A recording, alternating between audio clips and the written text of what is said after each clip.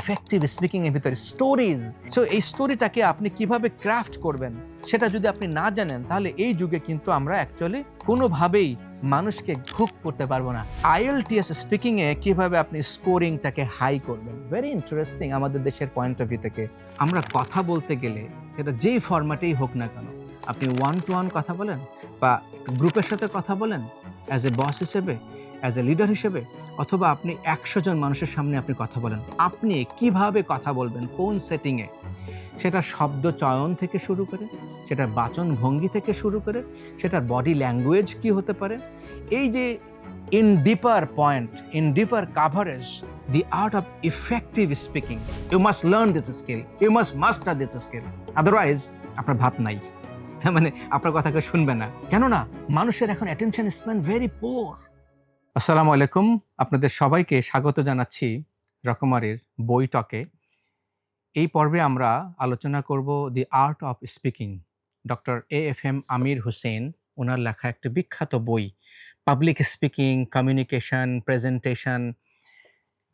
আমি বলবো যে আমার দেখা পাবলিক স্পিকিংয়ের উপরে সবচেয়ে ডিপার এবং ওয়াইড স্পেকট্রামে উনি এতগুলা অ্যাঙ্গেলে এতগুলা টপিক এনেছেন। আমি যদি ধারণা দেই যে এই বইয়ে আমরা কি কি বিষয়গুলো কভার করব, এবং তার আগে ডক্টর AFM আমির হোসেন ওনার সম্পর্কে একটু না বললেই নয়। Doctor AFM Amir Hossain currently serving at the ministry of industries as deputy secretary, অর্থাৎ উনি বাংলাদেশ সরকারের একজন ডেপুটি সেক্রেটারি। এর আগে উনি পড়াশোনা করেছেন ইংরেজি সাহিত্যে, অনার্স, মাস্টার্স, এরপর উনি আবার ডাবল মাস্টার্স করেছেন দেশের বাইরে থেকে, এবং উনি PhD করেছেন দেশের বাইরে থেকে। এর বাইরেও উনি আরও ফার্দার এডুকেশন নিয়েছেন university of Alabama in the USA। এছাড়া উনি বাংলাদেশের একটি বিখ্যাত প্রতিষ্ঠান Bangladesh public administration training centre, BPATC, অর্থাৎ বাংলাদেশের যারা পাবলিক অ্যাডমিনিস্ট্রেশনে অর্থাৎ যারা প্রশাসনে আসে BCS রিক্রুটমেন্ট হওয়ার পরে সেখানে যে প্রশিক্ষণগুলো দেওয়া হয়, উনি সেখানে সার্ভিস দিয়েছেন, সার্ভ করেছেন। এটা হলো ওনার ব্রিফ ব্যাকগ্রাউন্ড। তার মানে বুঝতেই পারছি যে ডক্টর AFM আমির হোসেনের ওনার একটা ব্যাকগ্রাউন্ড আছে, এবং সেই ব্যাকগ্রাউন্ডটা মূলত ইংরেজি সাহিত্য এবং রিসার্চ। যেহেতু উনি PhD করেছেন, একটা হলো যে critical knowledge on the context of English, এবং সেটাকে কনভারসেশনাল মেথডে নিয়ে আসছেন, সেটা নিয়ে উনি রিসার্চ করেছেন, এবং এই রিসার্চ টপিকের ভিতরে উনি নানাভাবে সাজিয়েছেন। এবং আমি মনে করি যে ওনার রিসার্চের একটা বিউটিফুল প্রোডাকশন হলো দি আর্ট অফ স্পিকিং। এখানে উনি কভার করেছেন দি art of effective speaking deals mainly with the techniques of speaking. তার মানে হলো যে আমরা কথা বলতে গেলে সেটা যেই ফরম্যাটেই হোক না কেন, আপনি ওয়ান টু ওয়ান কথা বলেন বা গ্রুপের সাথে কথা বলেন, অ্যাজ এ বস হিসেবে, অ্যাজ এ লিডার হিসেবে, অথবা আপনি 100 জন মানুষের সামনে আপনি কথা বলেন, অথবা আপনি একজন রাজনৈতিক নেতা হন, অথবা আপনি একজন লেভেলের লিডার হন, অথবা আপনি বিজনেস ওনার হন, আপনি কিভাবে কথা বলবেন, কোন সেটিংয়ে, সেটা শব্দ চয়ন থেকে শুরু করে, সেটার বাচন ভঙ্গি থেকে শুরু করে, সেটার বডি ল্যাঙ্গুয়েজ কি হতে পারে, এই যে in deeper point, in deeper coverage, the art of effective speaking. মাথায় রাখতে হবে উনি বলছেন যে আর্ট, শিল্প, এবং সে শিল্পটা কিভাবে ইফেক্টিভ হতে পারে। একটা হলো শিল্প, সব নট নেসেসারিলি যে সব শিল্পই আপনার আমার জন্য effective, right? But art of speaking, এই আর্ট অফ স্পিকিংটাকে ইফেক্টিভ লেভেলে আনতে হলে কি করতে হবে, সেই টেকনিকটা উনি এই বইতে দিয়েছেন, শেয়ার করেছেন ডিপার। আমরা আসছি সে জায়গাটাতে। এরপরে আরেকটি বিষয় উনি এসছেন, যেটা আসলে আপনি যদি বিতার্কিক হন, আপনি যদি বক্তা হন, রাজনৈতিক বক্তা হন বা বিতার্কিক হন, বা আপনি যদি টক শো উপস্থাপক হন বা টক শোতে গিয়ে কথা বলেন, অথবা আপনি বিজনেস লিডার হন, অথবা আপনি পলিটিক্যাল লিডার হন, এই যে রেটোরিক, এই শব্দটা আপনার জানা থাকার কথা। রেটোরিক অ্যাপ্লাই করা হয় in the sense of it is given, it is applied. এটার এমন কি, রাইট? এটা আনসার আমি আশা করছি না। For an example, do you think the sky is not blue? So এই কোয়েশ্চেনটা অবভিয়াস, স্কাই ইজ ব্লু, কিন্তু আমি কোয়েশ্চেনটা করছি, এটাকে বলা হয় রেটোরিক। অর্থাৎ এই রেটোরিক পয়েন্ট অফ ভিউ থেকে আমরা যখন দেখি সেটাকে কিভাবে পারসুয়েট করা হয়, so that deals with strategic options of choosing the words. So আপনি কখন রেটরিক হবেন এই বিষয়টা, কিভাবে রেটরিক হবেন, আবার রেটরিক কখন নেগেটিভ সেন্সে হয়, যখন পলিটিকরা রেটরিক হতে পারে, সেটা হলো যে যদি শুধুমাত্র কথার ফুলঝুরি থাকে, অর্থাৎ আমি শুধুমাত্রই কথা বলার জন্য, প্রমিস করার জন্য এবং সুন্দরভাবে ইলকুয়েন্স, অর্থাৎ আমি অনেক বেশি কথা বললাম, সেটা রেটরিক সেন্সে যখন পলিটিক্যালরা ব্যবহার করে, পলিটিক্যাল লিডাররা, তখন সেটাকে নেগেটিভ সেন্সে ব্যবহৃত হয়। সো আমরা সেই বিষয়টাও জানবো অ্যাকচুয়ালি কিভাবে এই rhetoric sense positively mostly apply হয় আর কিভাবে করলে নেগেটিভ হয়। দারুণভাবে অ্যানালিসিস এখানে এসছে। থার্ড পয়েন্ট এসছে যে এনহ্যান্সিং প্রেজেন্টেশন স্কিলস, যেখানে বলা হচ্ছে যে deals with the art of presenting smartly. দেখুন, প্রেজেন্টেশন সবসময় স্মার্ট হয় না, মাথায় রাখতে হবে। কি কারণে হয় না? নানাবিধ কারণ আছে। ফর অ্যান এক্সাম্পল, আপনি প্রেজেন্টেশন দিচ্ছেন, অনেক তথ্যবহুল আলোচনা করছেন, আপনি হোয়াইট বোর্ড ইউজ করতেছেন, অথবা আপনি পাওয়ার পয়েন্ট ব্যবহার করছেন, অথবা আপনি লিখছেন, যে কোনোভাবেই আপনি প্রেজেন্টেশন দিচ্ছেন। এখানে কয়েকটি এলিমেন্ট মাথায় রাখতে হবে যে আপনার যদি স্লাইড ব্যবহার করেন, সেক্ষেত্রে ফরম্যাটটা কি হবে? আ অনেক বেশি লেখা থাকবে, সে কম্পোজিশনটা কি হবে? আপনি কি স্লাইডের দিকে তাকিয়ে কথা বলবেন? নাকি আপনি দর্শকের দিকে তাকিয়ে কথা বলবেন?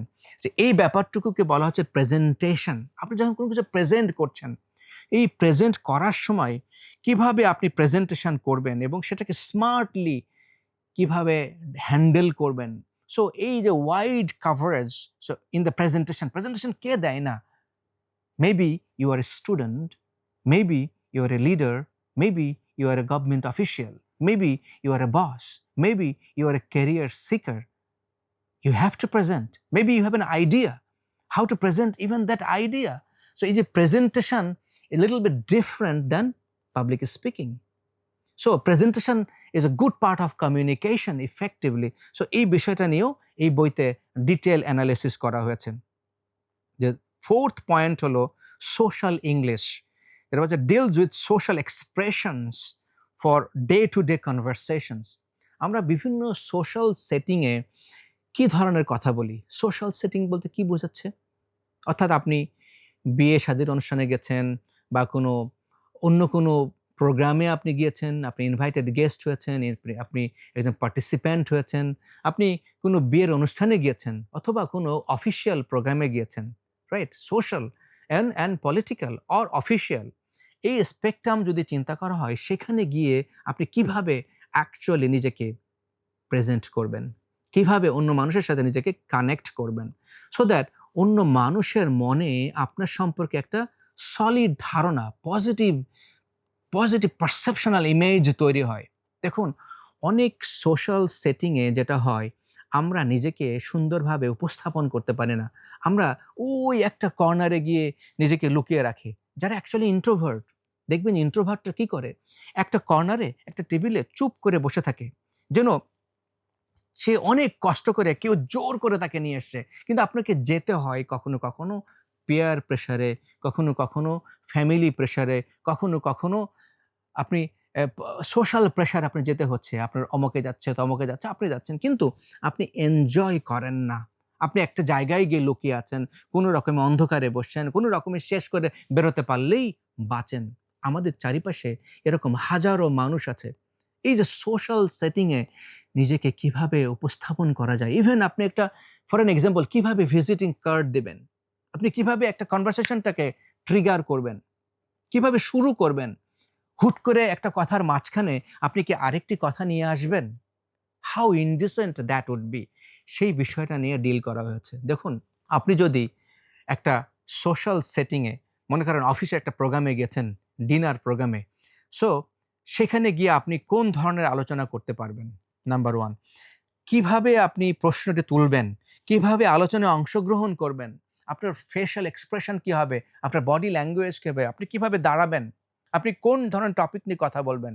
কথার মাঝখানে ঢুকে যাবেন? নাকি আপনি অপেক্ষা করবেন ইন দ্য কিউ? রাইট? আপনি কিভাবে ইন্টারাপ্ট করবেন প্যাটার্ন?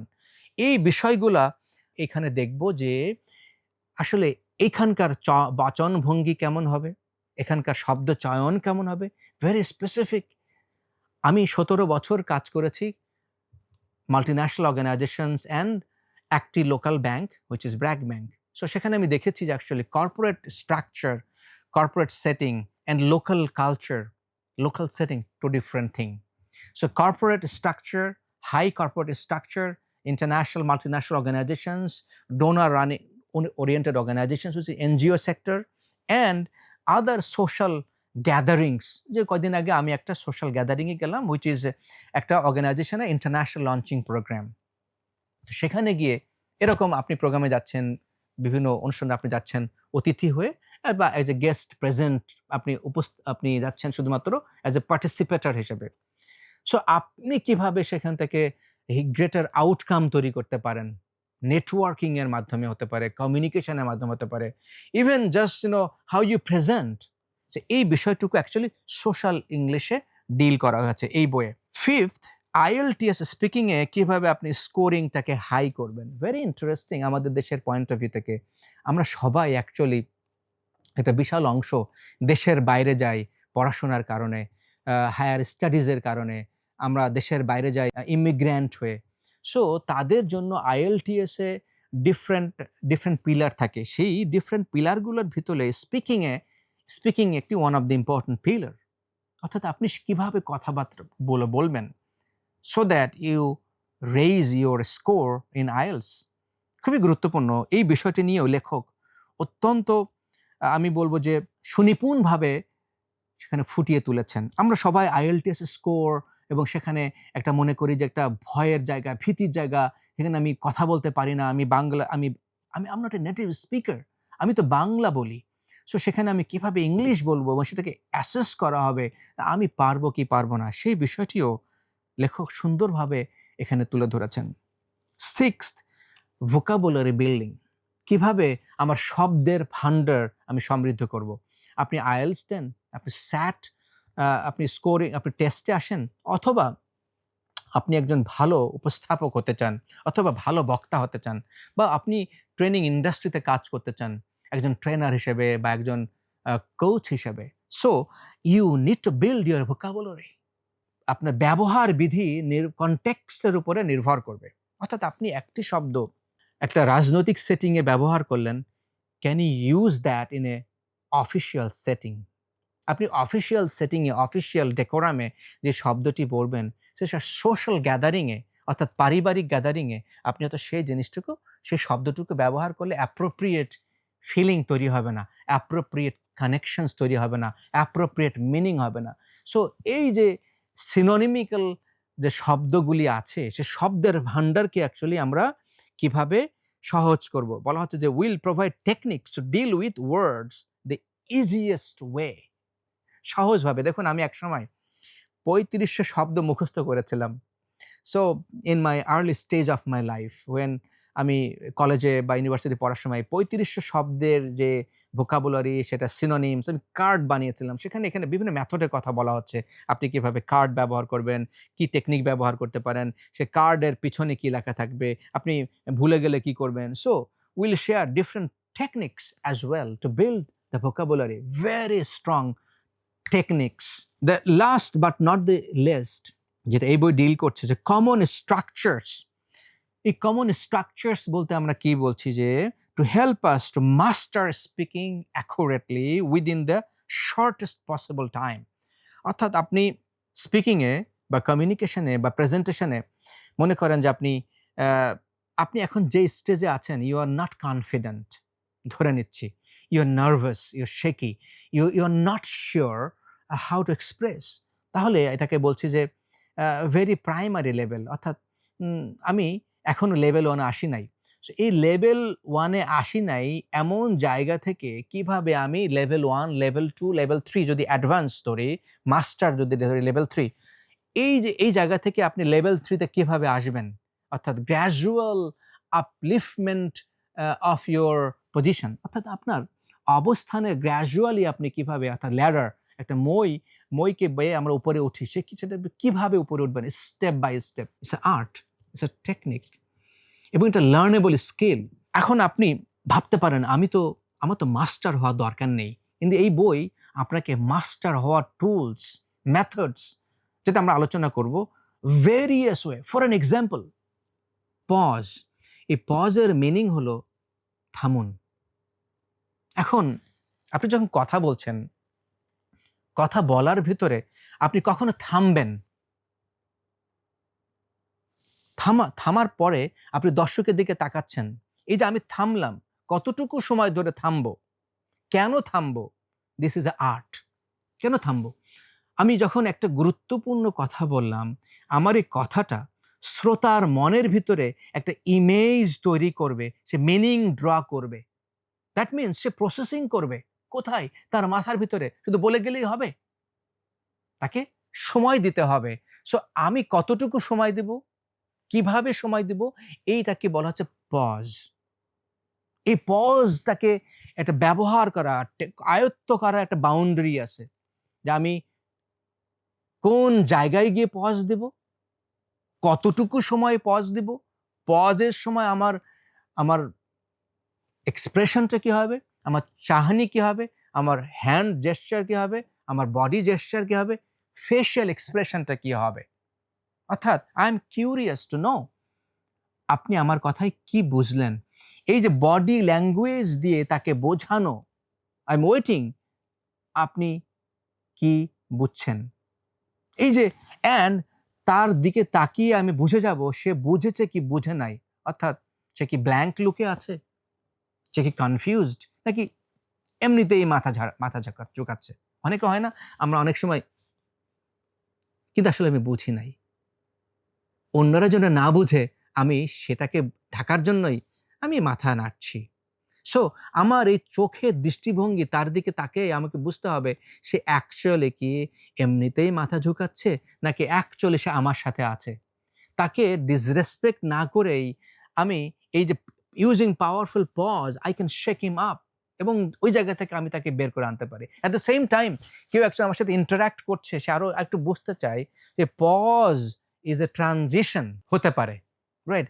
এই যে আমি আপনাকে এই বই থেকে একটি বিষয় যদি বলি যে আপনি কিভাবে ব্যবহার করবেন এই পজটাকে। It's a master technique.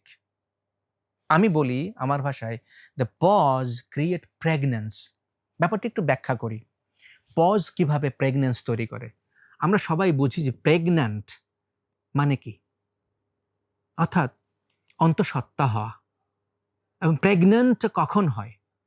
স্বামী স্ত্রীর মিলনের পরে প্রেগন্যান্সি তৈরি করে প্রেগন্যান্ট হয়। তার মানে ডিম্বাণু শুক্রাণু মিলনে একটা জীবন তৈরি হচ্ছে। সেটাকে বলা হচ্ছে যে প্রেগন্যান্সি, প্রেগন্যান্ট তার মানে কনসিভ করে।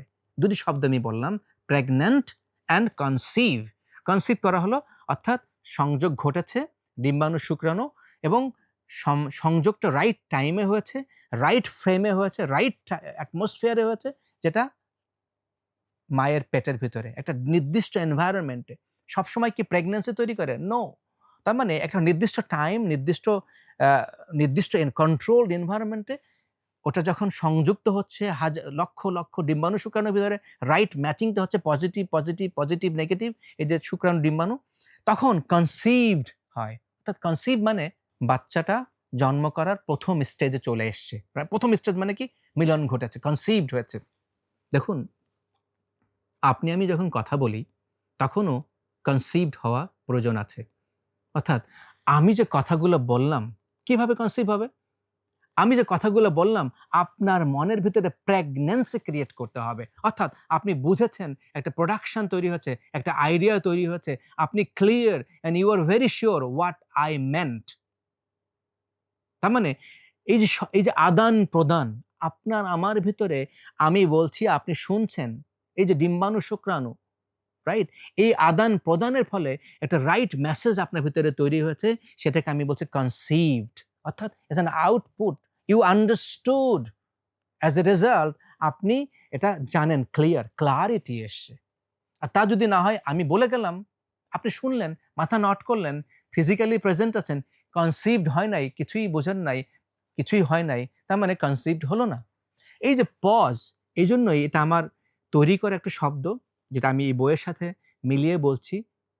পজ ক্রিয়েট প্রেগন্যান্সি যদি না হয় তাহলে বুঝে নিবেন যে আপনার কথা রাইটলি প্লেসড হয় নাই। রাইট পজিশনে যায় নাই, অ্যাজ এ রেজাল্ট শ্রোতার মনে জায়গা তো পরের কথা, শ্রোতা বুঝতেই পারে নাই। So as a public speaker, as a presenter, as a good communicator হিসেবে আপনার দায়িত্ব এই যে তার শ্রোতার ভেতরে, মনের ভেতরে রাইট ইমেজারি তৈরি করার মাধ্যমে প্রেগন্যান্সি তৈরি করা, so that he is conceived with the right output. অর্থাৎ আমরা সবাই চাই কিন্তু আমার বক্তব্যটা সফল হোক। এই বইতে এই পজ সেটাকে কিভাবে ব্যবহার করব একটা সুনির্দিষ্টভাবে সেখানে বলা হয়েছে। আর কি বলা হয়েছে? এই যে আমি কথাগুলো বলছি, আমি যদি একভাবে বলে যেতাম, অর্থাৎ সবসময় সংবাদ পাঠকরা যেভাবে কথা বলে, আপনি সুন্দর করে কথা বলবেন, আজকে আমরা সেশনে আসছি এবং এখান থেকে আমরা ১ ঘন্টা ক্লাস করব, আপনারা আমার সাথে থাকুন। এই যে টোনটা বললাম, এটাকে কি বলে? মনোটোন। সবসময় একভাবে একটা স্কেলে কথা বলছি। ভার্সাস আপনি এখন আমার কথা শুনে বুঝতে পারবেন যে আমাকে পরবর্তীতে কি করতে হবে। খেয়াল করুন, আমি কি করলাম? আমার টোনটাকে বাড়িয়ে দিলাম। টোন হাই করলাম। এট the same time I am speeding. আমি দ্রুত গতিতে বলছি, কেননা এটা আমাদের জন্য খুব গুরুত্বপূর্ণ। Let us decide today what we should do. Are we in line? Can we do it? এই যে স্পিড, আমি দ্রুত গতিতে বললাম এবং আমার টোনটাকে ভ্যারি করলাম। আমার একই শব্দ আমি যখন ভেরিয়েশনসটা আনতেছি টোনের মাধ্যমে, আপ অ্যান্ড লো, এই যে সা রে গা মা পা ধা নি সা, প্র্যাকটিস যারা করে, যারা গায়ক হয়, অর্থাৎ ভোকালের ডিফারেন্ট লেভেলে আসে। কেন? ভয়েস মডুলেশনটা করতে হয়, অর্থাৎ ভয়েসটাকে কিভাবে থ্রো করা যায়। কখনো আপনি শ্রুতি মধুর হবেন, এটা প্রজেকশনের মাধ্যমে। সো কিভাবে ভয়েসটাকে আপনি প্রজেক্ট করবেন উইথ এ মডুলার ইমপ্যাক্ট। এই যে হাই, লো, ফাস্ট, স্লো, পিচ, অর্থাৎ আমি এমফাসাইজ দিচ্ছি, আমি স্ট্রেসিং করছি, কোনো বিষয়টাকে আমি স্ট্রেস দিচ্ছি। It is really important for us to understand this topic. এটা আমাদের জন্য খুব গুরুত্বপূর্ণ এই মুহূর্তে এই বিষয়টুকু নিয়ে কাজ করা। আদারওয়াইজ আমরা আমাদের সেলস টার্গেটটাকে অ্যাচিভ করতে পারবো না। আদারওয়াইজ আমি কথাটাকে যদি আরেকটু ঘুরে বলি, আদারওয়াইজ আমরা আমাদের সেলস টার্গেটটাকে কোনোভাবেই অ্যাচিভ করতে পারবো না। সো এই যে আদারওয়াইজ বলে আমি কি করলাম? এমফাসাইজ তৈরি করলাম কিসের উপরে? সেলস টার্গেটের উপরে। আমি ফোকাসটা কোথায় নিয়ে আসবো? আদারওয়াইজ পজ, আমরা সেলস টার্গেটটাকে অ্যাচিভ করতে পারবো না। খেয়াল করুন, আমি ভয়েসটাকে এবার সফটার করে স্লো ডেলিভারি দিলাম। আদারওয়াইজ আমরা সেলস টার্গেটটাকে অ্যাচিভ করতে পারবো কি? আমি একটা কোয়েশ্চেন তৈরি করলাম। এটা সফট ল্যান্ডিং এর মাধ্যমে। তো একই জিনিসটাকে কিন্তু উইথ এ ভ্যারিয়েশনস আমরা ব্যবহার করতে পারি। বোঝা গেছে ব্যাপারটা? তার মানে এই যে পজ শুধু একটি বিষয় নয়। আপনি এই যে কনভারসেশনটা কিভাবে ফ্লো করবেন, FLOW, তার মানে হলো ফ্লো। অর্থাৎ ফ্লোটা কিভাবে তৈরি হয়, যে এখানে দুটি জিনিস বোঝার বিষয়। একটা হলো melodious and one is flow. Melody আমরা বুঝলাম, রিদমিক টোন। আপনার হার্শনেস ভয়েসের ভেতরে যেন না চলে আসে, ড্রাইনেস যেন না আসে। এটা হলো রিদম। অর্থাৎ শুনতে খুব ভালো লাগবে, কর্কশ না। আপনি জোরে বললেও there is a rhythm, there is a sweetness. It's not landing odd ভাবে। তার মানে এটা শ্রোতার কাছে খারাপভাবে ল্যান্ড করছে না। এটা হলো আপনার যেটা মেলোডিয়াসনেস। ফ্লো, এবার আসি ফ্লো, যেটা এই বইতে বলা, এখানেও আমরা আলোচনা করেছি। এই বইতে দেখব যে ফ্লো অর্থাৎ আপনি সুন্দরভাবে একটা নদী যদি প্রবাহিত হয়, ফ্লো হুইচ ইজ অর্থাৎ খরস্রোতা না, অর্থাৎ নদীটা সুন্দরভাবে পাহাড়ের ঢালু থেকে নেমে এসে প্রবাহমান। আর একটা নদী পাহাড়ের ঢাল থেকে নামার পরে খরস্রোতা, কারেন্ট, অর্থাৎ গভীর স্রোতের সাথে, অত্যন্ত স্রোতের সাথে সামনে যা আসছে সব ভেঙে নিয়ে চলে যাচ্ছে। এটা খরস্রোতা নদী বলে। আর আমি বলছি ফ্লো। সুন্দরভাবে নদীটা ফ্লো হচ্ছে এবং এখানে কোনো টেনশন নাই, কোনো অ্যাংজাইটি নাই। তার মানে এটা খরস্রোতা না। আপনি যখন কথা বলবেন অডিয়েন্সের সাথে, আপনাকে একটা ফ্লোতে আসতে হবে। কথাটার ভিতরে, অর্থাৎ আপনি যখন গল্প বলছেন, এটা অ্যানাদার চ্যাপ্টার। এখন ফ্লো মানে হলো যে আপনি একটা স্টেজ থেকে আরেক স্টেজে যাচ্ছেন, আপনার ফ্লোটা ঠিক আছে, অ্যাব্রাপ্ট না। তার মানে খরস্রোতা ভার্সেস যে normal flow, two different thing. So ফ্লোটা হলো স্মুথলি ফ্লো করছেন, অর্থাৎ কোনো টেনশন নাই, কোনো নার্ভাসনেস নাই, কোনো অ্যাংজাইটি নাই, right? So flow is flowing very smoothly. So this is, এটা একটা আর্ট, রাইট? সো এই ফ্লোটা কিভাবে আপনি তৈরি করবেন? Through speaking. খুবই পাওয়ারফুল একটা tools, right? At the same time আমরা কথা বলছিলাম পজ নিয়ে, টোনালিটিস নিয়ে, up and low and high, and how to create the modalities, অর্থাৎ rhythm and then flow. And another aspect এই বইতে যেটা এসছে, which is I must mention now, is stories. কিভাবে আপনি গল্প বলবেন, গল্পের ক্যারেক্টার কি হবে, গল্পের ভিতরে কি ইমোশন থাকবে, গল্পের ভিতরে who are the stakeholder থাকবে, কিভাবে আপনি রেস্কিউ করবেন, অর্থাৎ I am a speaker, I am a presenter, I am a rescuer. কাকে রেস্কিউ করছি? I am as a character, I am telling, no, I am showing. So এই যে ডেমনস্ট্রেশনটাকে বলা হচ্ছে শোয়িং, আর টেলিংটা হলো শুধু ইনফরমেশন দেওয়া। And I am showing the story through my emotion. আপনার কি মনে আছে যে এই ক্যাম্প ফায়ার, আগেকার দিনে আমাদের বাপ চাচা, আমাদের দাদা নানারা, তারা কিভাবে অ্যাকচুয়ালি ক্যাম্প ফায়ার করতো? কি করতো? আগুন জ্বালাইতো, আগুন জ্বালিয়ে চারিপাশে ধরে বসতো, বসে তারা কি করতো? তারা গল্প বলতো। কিসের গল্প বলতো? সারাদিনে কি করেছে, তারা কোথায় যাচ্ছে, সোসাইটির অবস্থান, গোত্রের অবস্থান, তাই না? আগেকার দিনে কিন্তু এই যে আগুনের চারিপাশে আমরা চলে যাই সে প্রিমিটিভ এজ, আদম আলাইহিস সালামের পর থেকে এই যে প্রিমিটিভ এজ, মানে সনাতন যুগ যদি বলি, সেই প্রিমিটিভ এইজে সেখান থেকেই চলে আসছে ক্যাম্প ফায়ারের কনসেপ্টটা। আগুন জ্বালিয়ে গুহার চারিপাশে মানুষ বসতো এবং সেখানে আলোচনা করত। দেখুন সেখান থেকে কি হতো? পারিবারিক সৌহার্দ্য তৈরি হতো, রিলেশনশিপ বিল্ড হতো, শেয়ারিং হতো, কেয়ারিং হতো। আর এখন কি হয়? আমরা সবাই এক টেবিলে বসে আছি, কিন্তু সবাই মোবাইল নিয়ে বসে আছি, heads down, nobody looking, nobody watching, কেউ কারো দিকে নাই। একসাথে খেতে বসেছি, but everybody is actually busy with the phone. So we are not sharing, we are not caring. So this is a digital age. তাহলে এই টেবিলে বসার অর্থ কি?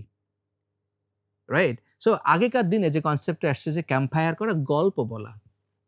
তারা গল্প বলতো, তা আলোচনা করতো। সো এখন এই ডিজিটাল এজে আপনি কিভাবে গল্প বলবেন যেখানে মানুষের অ্যাটেনশন স্প্যানটা reels. So there is art and technique. আপনি গল্পের শুরুটা কিভাবে করবেন, এন্ডটা কিভাবে হবে, and then as a roller coaster ইমোশনসটাকে কিভাবে ড্র করবেন, কিভাবে কানেক্টিভিটি তৈরি করবেন উইথ দ্য অডিয়েন্স, তার সাথে রেলিভেন্ট হতে হবে, রাইট? এবং আপনি তাকে কিভাবে উদ্ধার করে নিয়ে আসছেন উইথ দ্য টুলস, আপনি যেটা অফার করছেন, যেই জিনিস নিয়ে আপনি কথা বলছেন। So you as a storyteller, you are giving, you are showing, and then you are কখন ইমোশনাল মানুষ ডাউন হতে পারে, স্লোলি উদ্ধার করে নিয়ে আসবেন। ফর অ্যান এক্সাম্পল, আমি 94 সালে আমি ঢাকাতে এসেছি। অন্য সবার মতো আমার স্বপ্ন ছিল ঢাকা কলেজে পড়বার। এই স্বপ্নটি আমি সেই যখন 6 এ পড়লাম তখন থেকে আমি দেখতাম বাংলাদেশের কোন কলেজ সবচেয়ে সেরা। আমি পেপার কাটিং কালেকশন করতাম, আমার টেবিলের সামনে লাগিয়ে রাখতাম। দেখতাম ঢাকা কলেজের ছেলেরা স্ট্যান্ড করছে, দেখতাম নটরডেমের ছেলেরা স্ট্যান্ড করছে, আবার দেখতাম ঢাকা রেসিডেন্সিয়াল মডেল কলেজ। তো আমার মাথার ভিতরে খেললো, আমি বড় হয়ে এই ঢাকা কলেজে পড়তে চাই। মানে সবচেয়ে নামি কলেজ তখন দেখলাম। I am talking about 90s। তো আমি এসএসসি পরীক্ষা দিয়ে আমি ঢাকা শহরে চলে আসলাম একা। ৩টি ব্যাগ নিয়ে আমি বাড়ি থেকে বের হয়ে আসলাম। আমি গাবতলীতে এসে নামলাম, ঈগল পরিবহনে নামলাম। গাবতলী থেকে নেমে ৭ নম্বর বাসে করে আমি উঠলাম, যেটা গুলিস্তানে আসবে। আমি নেমে গেলাম শহীদ মিনার চত্বরে। সেখানে আমার মামা থাকতেন, ঢাকা মেডিকেল কলেজ থেকে পড়াশোনা করেছেন, উনি ডাক্তার ফজলে রাব্বি হলে থাকতেন। আমি বলছি 94 সালের কথা। এই যে ঢাকাতে আসলাম ওই একটা স্বপ্নকে মাথায় নিয়ে, এবং আমি মামার সাথে থাকলাম, থেকে আমি ঢাকা কলেজে অ্যাডমিশন নিলাম, আমি ভর্তি হলাম এবং আমার সেখান থেকে জীবনটা শুরু হলো। আমাদের অনেকের জীবনে স্বপ্ন আছে। সো আমরা কিভাবে এই যে কারেজিয়াস হতে পারি? ইউ সি, আমি একটা স্টোরি বললাম, এই স্টোরি আপনার সাথে কিভাবে কানেকশন তৈরি করবে। এট দ্য সেম টাইম আমি আমার জীবনে স্ট্রাগল করেছি, যে আমি রাস্তায় বই বিক্রি করেছি 1997, 98-এ। বিকজ আমাকে আমার পড়াশোনার খরচ জোগাতে হবে। আপনারা কারা, কারা স্ট্রাগল করেছেন to live your life in Dhaka city, right? আপনার পড়াশোনার খরচ জোগাতে হবে, সেটার জন্য আপনি কি করেছেন? আমি রাস্তায় বই বিক্রি করেছি, এনসাইক্লোপিডিয়া বিক্রি করেছি। এই যে গল্পটি আপনাদেরকে বললাম, আপনার সাথে সংযোগ তৈরি হবে, একটা কমন গ্রাউন্ডে আসতে হবে। একজন storyteller in the digital stage, digital age, আপনি কিভাবে স্টোরিটাকে শেয়ার করবেন, কমিউনিকেট করবেন, কানেক্ট করবেন এবং অডিয়েন্সকে একটা লেভেলে নিয়ে আসবেন উইথ ইমোশনাল হুক, এবং সেখান থেকে আপনি আস্তে আস্তে রিকভার করে, it's a journey, you are taking him to the, যেখানে এবার আপনি যেই জিনিসটুকু শেয়ার করতে চান, যেটা বলতে চান, when people are connected, এবার আপনার জন্য কতটুকু ইজি হয়ে যাবে। অনেক চমৎকার হতে পারে যদি আপনি গল্পের ক্যারেক্টার সুন্দরভাবে সাজাতে পারেন। ডিফারেন্ট মাসালা থাকতে হবে, ডিফারেন্ট ইমোশনস থাকতে হবে, দেন গল্পটা প্রাণবন্ত হবে। সো এই যে এই বইয়ের ভেতরে ইফেক্টিভ স্পিকিং এর ভিতরে স্টোরিজ একটা হিউজ হিউজ চ্যাপ্টার আছে।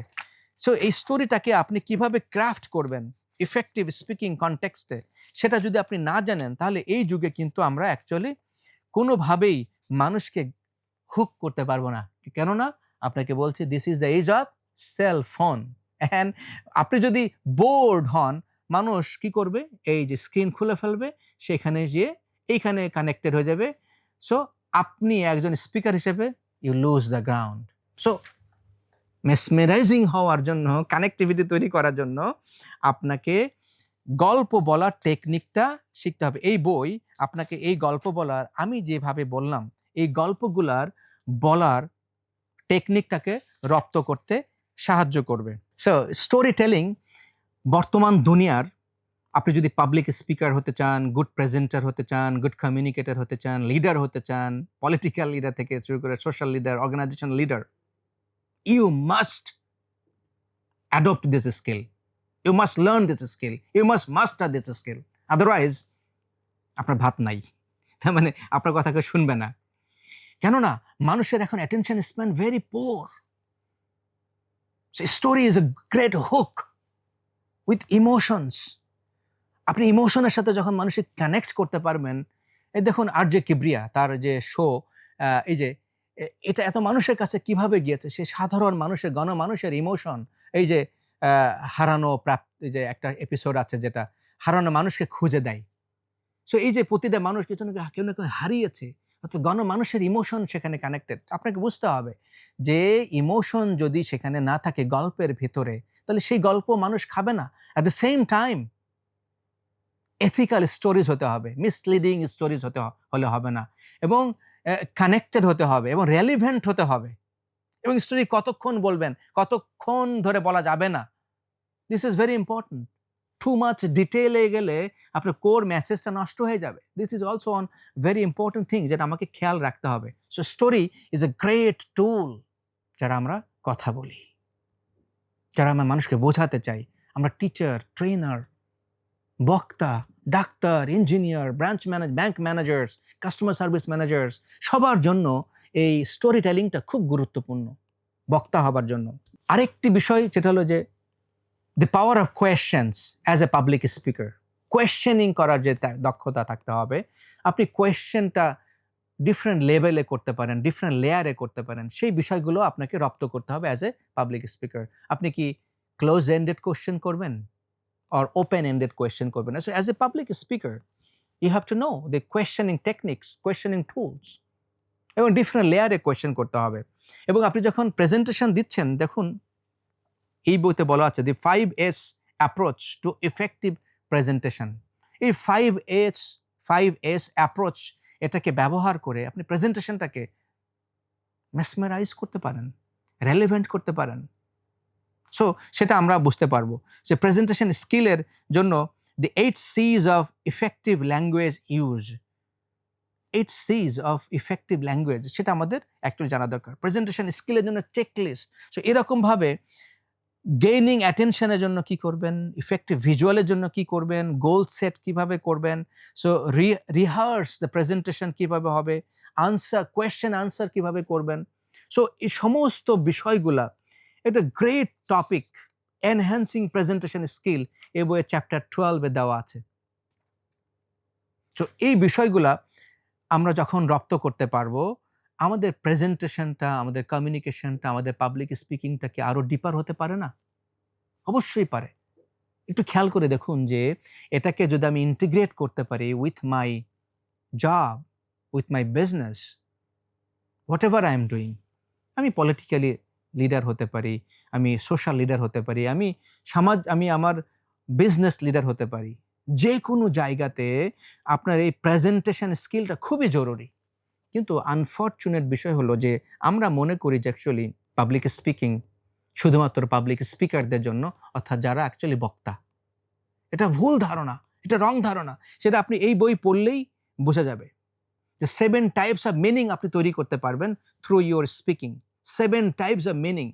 আপনি কোন টাইপের মিনিং তৈরি করছেন সেটা আমাদের দেখতে হবে। আমরা আরো ডিটেইলে যাব এই বইয়ের সেকেন্ড এপিসোড যখন আমরা কথা বলবো, আমরা আপনাদেরকে আরো ডিটেইলে গিয়ে আরো অ্যানালিসিস করব যে public speaking, the art of speaking, এই বইয়ের মাধ্যমে আমরা কিভাবে আমাদের লাইফে অ্যাপ্লাই করে 2026 সালকে আমার নিজের বছরে রূপান্তর করতে পারবো। মনে রাখবেন যে এটা কিন্তু লার্নেবল স্কিল। আপনি 5টা স্কিল শিখবেন, 5টা স্কিলের জন্য আপনি একই সাথে দৌড়ঝাঁপ করবেন, আলটিমেটলি দিন শেষে আপনি কোনোটাই মাস্টার করতে পারবেন না। আপনার জন্য question, jack of all trade হবেন, jack of all trade, master of naan.